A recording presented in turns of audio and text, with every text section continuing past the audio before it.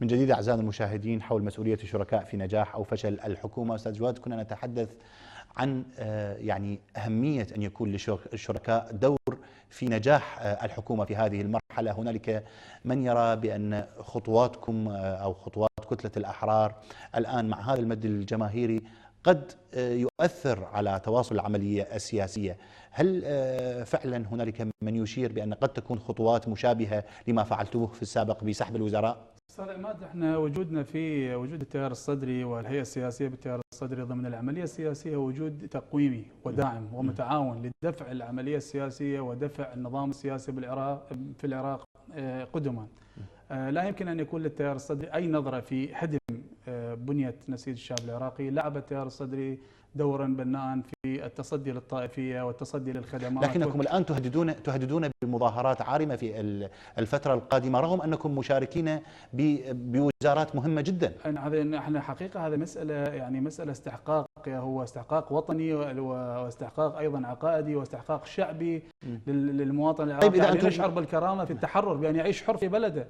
فهذه يعني حقيقة أنه دعم لإرادة الشعب الذي خرج يوم 9/4 ونادى بأنه الشعب يريد إخراج الاحتلال والشعب يريد الخدمات والشعب يريد اسقاط الغزاة. هذا امر طبيعي. فعلى النائب حينما يكون موجود. هنالك من يتساءل لماذا يعني بعض الكتل او بعض الجهات تحاول الجمع بين شرف المعارضة أو ما يسموها شرف المعارضة ومكاسب السلطة. أنتم مع الوزراء مع النواب لديكم مكاسب معينة بالرواتب الكبيرة، بعناصر الحماية، بالأراضي، بالبيوت، بكل هذه التفاصيل، ولكنكم الآن مع المد الجماهيري تشاركون المد الجماهيري من أجل إفشال الحكومة أو إسقاط الحكومة. أعتقد أن الحكومة ينبغي أن لا تكون امتياز ولا ينبغي أن تكون منحة ومنة للمشارك بها، بل هو تكليف ومسؤولية. طيب لماذا لم تطالبون؟ ولهذا نحن مشاركين من باب تحمل المسؤولية وليس من باب الامتيازات.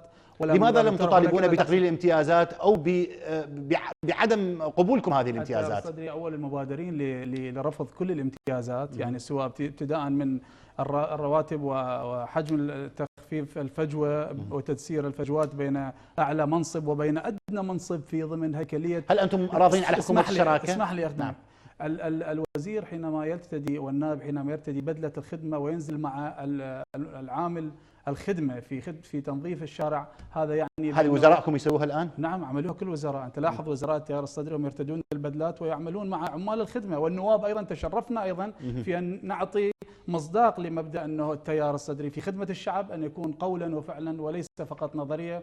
ولهذا يعني تنفيذا لتوجيهات سماحة السيد نزل كل أعضاء التيار الصدري بكل قواهم السياسية وحتى الشرعية والمتشرعين منهم في كان يوم، ولا تزال حملات مستمرة في عمل خدمي، عمل تنظيف مدنهم، وأن لا نشتكي حسب ما يوجه سماحة السيد، بل نبحث عن طرق لتقديم الخدمة للشعب العراقي وليس فقط هو التشكي. وهذا بحد ذاته هو دعم للحكومة سواء كانت محلية أو سواء كانت اتحادية. خطواتكم القادمة ما هي برأيكم؟ هل بدأتم تحددون ملامح الخطوات القادمة؟ نعتقد أن هل مع المعارضة؟